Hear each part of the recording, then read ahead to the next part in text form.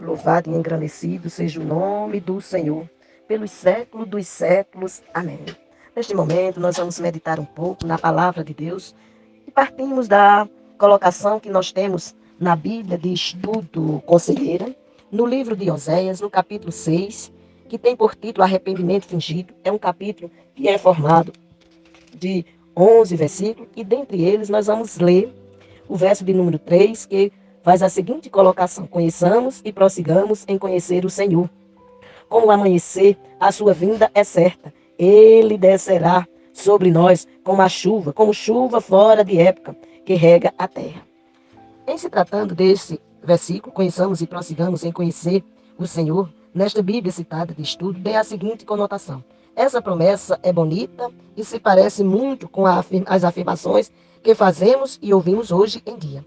Mas é interessante perceber que aqui no livro de Oséias se trata de frase de efeito, dita para tentar impressionar ao povo e também a Deus, mas que não vinha acompanhada de uma mudança de atitude verdadeira. No Novo Testamento, a carta de 2 Pedro termina com um apelo semelhante, mas com uma importante diferença: a inclusão da graça que, então, alcança a nossa realidade. Cresçam na graça e no conhecimento de nosso Senhor e Salvador Jesus Cristo. 2 Pedro, capítulo 3, verso 18. Precisamos conhecer do Senhor. Quando falamos em leitura bíblica, geralmente o cristão, em sua grande maioria, diz: eu vou fazer uma leitura devocional. E essa leitura se volta à leitura de um salmo. E faz a leitura de um salmo, às vezes medita no mesmo, às vezes faz só a leitura, mas aqui fica uma colocação: você sabe o que representa o livro dos salmos? Você sabe quantos salmos temos e quem são seus autores? De acordo com o manual bíblico de Halle, você tem que salmos são cânticos da confiança, são hinos de devoção, é chamado livro de louvor pelos hebraicos. Ele é composto de 150 músicas e são utilizados para o culto. Também é visto como inário e livro de oração de Israel. É um livro de uso na vida particular e no culto público. É o livro mais amado do Antigo Testamento. Ele é considerado o produto mais glorioso da Idade Áurea de Israel. Ele é citado no Antigo Testamento 283 vezes. No Novo Testamento, ele é citado 116 vezes. Na Bíblia, com infográficos, apresenta que o livro dos Salmos tem as seguintes ideias centrais, a saber: Deus é o pastor e o defensor que salva o seu povo dos seus inimigos. Deus é o grande Rei eterno, perfeito, poderoso e digno de ser louvado. Deus é paciente, misericordioso, perdoador e bom. A quarta ideia central é que as pessoas podem expressar livremente sua alegria e sua dor a Deus, pois Ele é compassivo e compreensivo. E a quinta e última ideia central do livro dos Salmos é: Deus abençoa aqueles que lhe obedecem, mas os maus perecerão. No livro dos Salmos, nós vamos encontrar as palavras-chave. E neste livro, que é composto de 150 salmos, as palavras mais centrais deste livro são Senhor e Deus. Entre os 150 salmos, Senhor e Deus é citado 1680 vezes. É um livro de louvor, e o termo louvor e louvar aparece neste livro 229 vezes. É um livro que expressa o amor a Deus, e é citado o termo amor 115 vezes. É um livro conhecido como livro de cânticos, e o termo cantar aparece 101 vez. E é um livro que expressa a gratidão do coração. E o termo coração aparece 72 vezes. Além desse detalhe, como a gente estamos falando em conhecer e prosseguir conhecendo ao Senhor, o livro dos Salmos fala das bênçãos espirituais reservadas àqueles que temem e honram o Senhor. Então, você e eu devemos ler o livro dos Salmos buscando louvar, exaltar e bendizer ao Senhor. E isso de toda a alma, de todo entendimento, de toda força e de todo o coração. No livro dos Salmos, nós temos a expressão do temor do Senhor. Com essa conotação, nós vamos contemplar que o livro de Salmos fala das bênçãos espirituais reservadas àqueles que temem e honram o Senhor. Vejam aqui quantas vezes eles são relembrados dessas promessas. 9 vezes receberão salvação e proteção de Deus. 9 vezes receberão bênçãos e provisão de Deus. 8 vezes receberão mandamentos de Deus. E 6 vezes receberão amor e compaixão de Deus. Quando você olha para esse contexto, você vai perceber que buscar a Deus através do livro dos Salmos é algo gratificante, dentre outras buscas. Mas no livro dos Salmos ainda nós vamos encontrar aquela luta do ser humano entre confiar e ter medo. Com relação à confiança, você vai contemplar entre os 150 salmos que você vai encontrar o termo confiança 50 vezes. Já o termo medo, 35 vezes. Dentre esses contextos de confiança, podemos destacar o Salmo 9, verso 10, que nos diz: Ó Senhor, aqueles que te conhecem confiam em ti, pois não abandonas os que procuram a tua ajuda. Ainda nesse termo de confiança, quando você lê o Salmo 56, o verso 11, diz: Confio nele e não terei medo de nada. O que podem me fazer simples seres humanos? E ainda nesse contexto de confiança, podemos destacar o versículo 2 do Salmo 91, que diz: Ó Senhor Deus, tu és o meu defensor e o meu protetor. Tu és o meu Deus. Eu confio em ti. Verdadeiramente, você tem confiado em Deus? Já em se tratando do medo, você pode destacar, por exemplo, o Salmo 55, verso 2, que diz: Escuta-me e responde. As minhas aflições me deixam desgastados. Ainda seguindo nessa leitura do medo, quando você lê o Salmo 88, no verso 3, o salmista diz: Pois as aflições que caíram sobre mim são tantas que já estou perto da morte. E ainda podemos destacar no Salmo 139, o verso 23, que diz: Ó Deus, examina-me e conhece o meu coração. Prova-me e conhece os meus pensamentos. Você tem pedido a Deus para que Ele sonde, para que Ele prescute, para que opere em sua vida? Porque o nosso Deus é aquele que nos ensina e nos ordena a clamar. Ele diz: clama-me e responder-te-ei, anunciar-te-ei coisas grandes e firmes que não conheces. Você pode até estar se dizendo a si mesmo: mas eu já sou filho de Deus. Eu estou dentro do quadro do que foi descrito no Evangelho de João, capítulo 1, versos 11 e 12. Que ele, Jesus, veio para os que era seu e os seus não receberam, mas a todos quanto receberam, deu-lhes o poder de serem feitos filhos de Deus, a saber os que creem no seu nome. E eu me coloco no grupo que assim está descrito na palavra. E dentro desse contexto, aí lhe faço uma pergunta. Você sabe quem louva a Deus? Ou você está inserido entre os que louvam a Deus de toda a alma, de toda a força, de todo entendimento e de todo o coração? O salmista já nos disse no Salmo 119, no verso 105, que a palavra do Senhor é lâmpada para os seus pés e luz para o seu caminho. Ela tem sido verdadeiramente lâmpada para os teus pés e luz para o teu caminho. O salmista também disse neste mesmo Salmo, sendo no verso 11, o seguinte: escondi a tua palavra no meu coração, para eu não pecar contra ti. O salmista também nos diz que todo ser que respira, louve ao Senhor. Você faz parte desse grupo. Tem louvado ao Senhor? Quando se faz a pergunta, quem louva a Deus? Nós vamos contemplar que neste livro, por 227 vezes, quem deve louvar ao Senhor é o povo de Deus. Mas não só o povo de Deus. Se você ainda não se reconhece como filho de Deus, saiba que a palavra evoca todos a louvarem. E por 60 vezes diz a palavra todos os povos, nações e governantes. Aquele que está no poder, não pense que está isento de ser convocado por Deus para louvar e bendizer o nome do Senhor. Não é convocado. Aquelas nações que declaram que seguem a outros deuses, saiba que Deus também convoca estas nações a louvar ao Senhor. Qualquer povo está convocado, seja ele quilombola, seja ele indígena, seja ele cigano. Qualquer povo na face da terra deve louvar ao Senhor, porque a palavra de todo ser que respira, e todo ser humano, independente da cor, da raça, da condição econômica, do conhecimento, da ciência, é um ser que respira, logo deve ser um ser que louva ao Senhor. Além dos povos, a Bíblia ainda nos exorta a outras coisas louvar ao Senhor. E nós vamos contemplar que por 26 vezes a terra e a criação inanimada devem louvar ao Senhor. Por exemplo, no Salmo 19, verso 1 diz: o céu anuncia a glória de Deus e nos mostra aquilo que as suas mãos fizeram.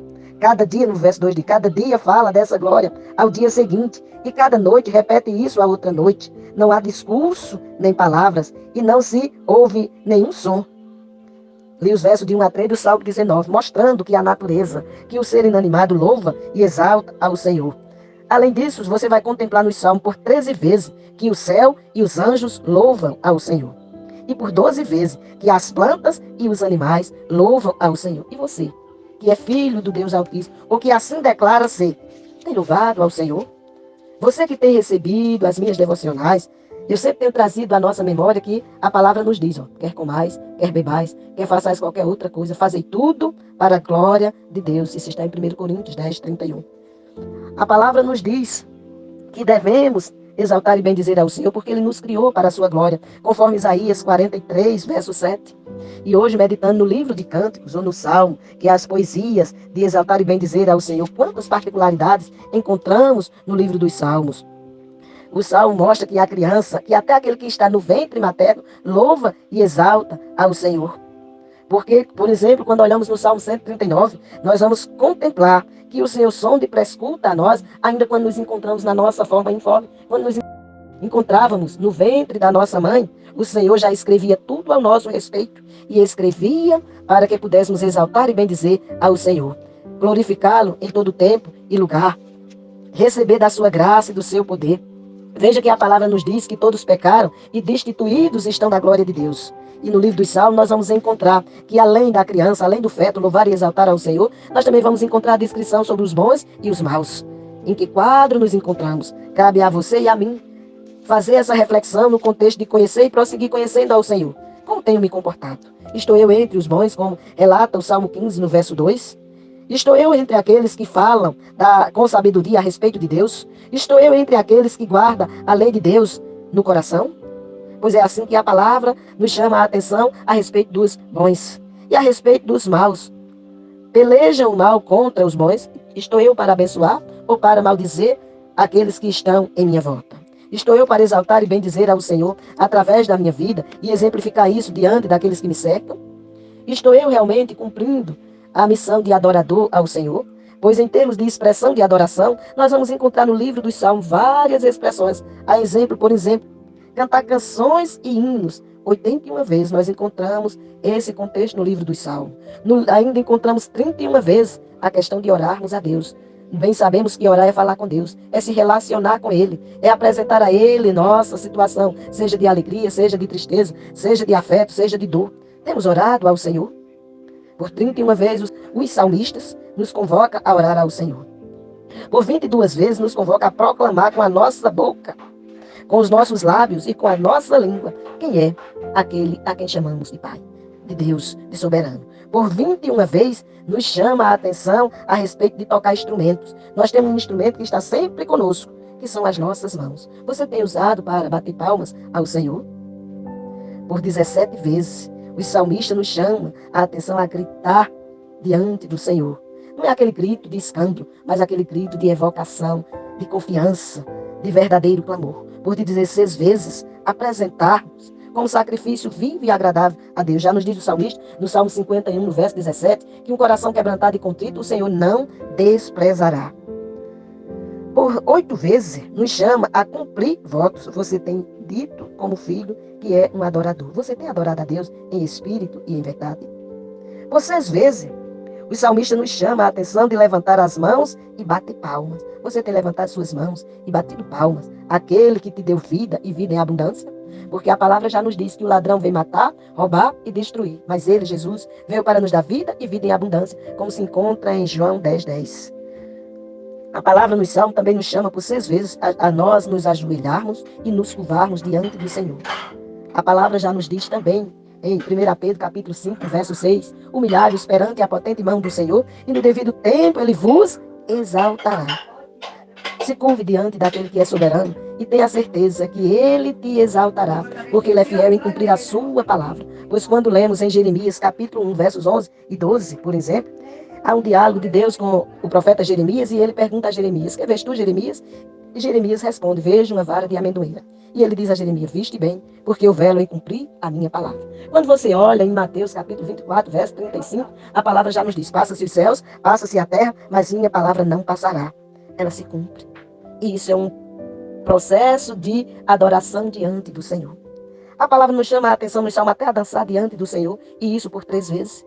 Que é uma forma de expressão de adoração, aquele que é digno, que todo joelho se dobre e que toda língua confesse, só o Senhor é Deus.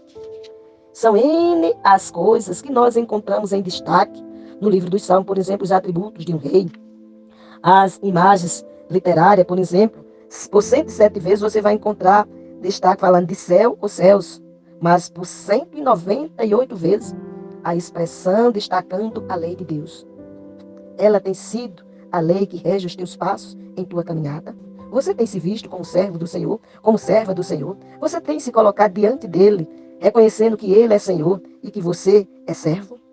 Você tem visto os salmos como um caminho que direciona para se buscar a palavra de Deus, para adorá-lo em espírito e em verdade? Pois por 36 vezes o salmista mostra a questão do caminho. E dentro desse contexto você vai contemplar N ações, por exemplo, orações feitas a Deus em salmos, e como Ele respondeu a cada uma delas. Esteja você aflito ou não, você vai contemplar que você busca a Deus e Ele te ouve. O salmista clama por proteção, por exemplo, e você vai encontrar isso no Salmo 3, verso 2, verso 4 e verso 5. Deus ouve ao clamor daquele que busca, Deus responde. Por exemplo, no Salmo 20, versos 5 e 6, Deus o livra de todos os seus medos. Salmo 34, verso 4. Dentre outros exemplos, Deus responde dando vitória, como você pode ver no Salmo 118, verso 5 e verso 21. Deus conforta, enviando uma resposta ao seu clamor, Salmo 120, verso 1 e 2, e assim por diante. Quando buscamos a Deus, aprendemos de Deus, aprendemos com Deus, porque Ele é o mesmo ontem, hoje e será eternamente. Ele é a rocha para aqueles que nele confiam. No livro dos Salmos, você vai contemplar Ele como minha rocha, o Rei, 42 vezes, 21 vezes como rocha, 21 vezes como Altíssimo, 20 vezes como Todo-Poderoso, 16 vezes como escudo, 15 vezes como Salvador, 11 vezes como Deus de Israel, 11 vezes como Deus de Jacó, 10 vezes como fortaleza, 9 vezes como refúgio, 7 vezes como abrigo, 7 vezes é aquele que ajuda, 4 vezes Rei da glória e 4 vezes que Ele é a nossa força, o nosso refúgio, a nossa fortaleza, o nosso socorro presente. Você assim vai observando que Ele age na vida daquele que nele espera. Já disse o salmista no Salmo 40, no verso 1. Esperei com paciência no Senhor, Ele se inclinou para mim e ouviu o meu clamor. E tem tantas outras razões no livro dos Salmos que em um outro momento ainda iremos falar o que a palavra de Deus declara no livro dos Salmos. Quais são as principais razões para louvar a Deus descritas em Salmo? O espírito orientador que encontramos no livro dos Salmos. E vamos contemplar o que Ele nos declara. Pense nisto, pense no que você pode aprender, pense no que você pode declarar a Deus à medida que você faz a leitura. Entretanto, destacamos que 73 salmos foram escritos por Davi, 12 por Asaf, 11 pelos filhos de Corá, ou pelo grupo de Corá, 2 por Salomão, 1 por Moisés, 1 por Etã e 1 por Emã. E temos 49 salmos de autoria desconhecida, que para alguns estudiosos consideram que parte deles tem escrito por esses próprios autores, sendo que não faz o destaque quem são. Temos outros destaques no livro dos Salmos e que em um outro momento iremos falar sobre, por exemplo, práticas de adoração. Em um outro momento você vai ouvir sobre isso. Quais são os instrumentos que são destacados no livro dos Salmos para adoração ao Senhor? Entretanto, volto a destacar, conheçamos e prossigamos em conhecer ao Senhor, para que sejamos achados diante dele como verdadeiros adoradores, aqueles que o adoram em espírito e em verdade. Que Deus, pois, nos abençoe, em nome de Jesus. Amém.